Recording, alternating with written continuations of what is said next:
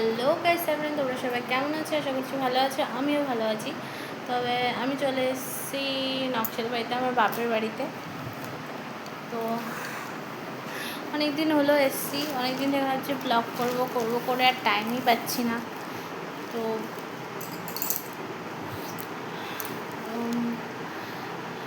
আজকে ব্লগ করতে বসে গেলাম। এই এখনই বাইরের থেকে আসলাম, মার্কেটে গেছিলাম কিছু শপিং করতে। তো আমার ছেলের বার্থডে, কালকে সবাইকে মানে বার্থডে পার্টি কালকে সেলিব্রেট করব। তো ওর জন্যই সব মার্কেটিং করতে গেছিলাম। তো তো চলো,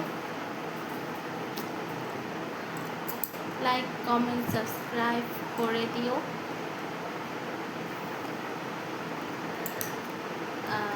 বাই, গুড নাইট।